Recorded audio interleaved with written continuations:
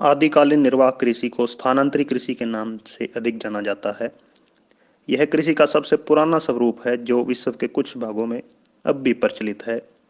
यह कृषि मनुष्य द्वारा अपने भोजन के लिए अनाज उगाने का प्रथम प्रयास का प्रतीक है, यानी मनुष्य ने सबसे पहले इसी कृषि का उपयोग किया था। कृषि की इस पद्धति में वन के एक छोटे टुकड़े के पेड़ और झाड़ियों को काट लिया जाता है। काट कर उसे साफ कर जला देते हैं और जो भी राख प्राप्त होती है उसे मिट्टी में मिला देते हैं। इसलिए स्थानांतरी कृषि को कर्तन और दहन कृषि भी कहते हैं। यह राख मिट्टी में खाद का काम करती है।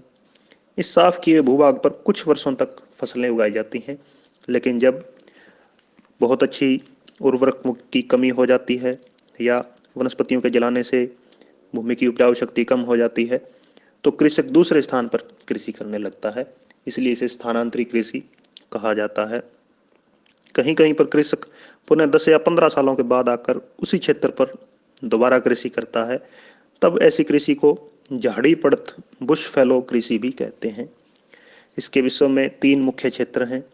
पहला, मध्य अफ्रीका में भूमध्य रेखा के दोनों ओर विश्व का सबसे बड़ा क्षेत्र है। दूसरा, उत्तर पूर्वी भारत के राज्यों असम, मेघालय, मणिपुर, त्रिपुरा, नागालैंड, मिजोरम और दक्षिण पूर्वी एशिया के कुछ देश।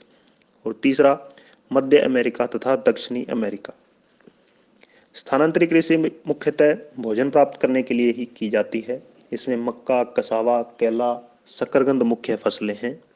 ज़्यादातर फसल का सेवन कृषक स्वयं ही कर लेता है, अतः बिक्री के लिए कोई विशेष उपज नहीं बचती। भूमि की वहन शक्ति बहुत कम होती है, यानी उपजाऊपन बहुत कम होता है, इसलिए आउटपुट भी बहुत कम मिलता है, जिस कारण प्रति हेक्टेयर और प्रति व्यक्ति उपज बहुत कम होती है। अतः यह कृषि कम जनसंख्या वाले इलाकों में ही की जा सकती है।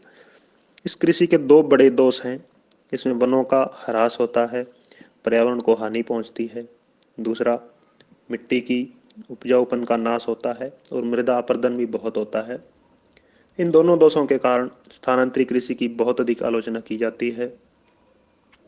विश्व के कई भागों में स्थानांतरी कृषि को स्थानबद्ध कृषि में परिवर्तित करने के प्रयास किए जा रहे हैं, अतः इस कृषि का भविष्य उज्जवल नहीं है। स्थानांतरी कृषि को विभिन्न क्षेत्रों में विभिन्न स्थानीय नामों में पुकारा जाता है। इनमें से कुछ महत्वपूर्ण नाम इस फोटो में आप देख सकते हैं। धन्यवाद।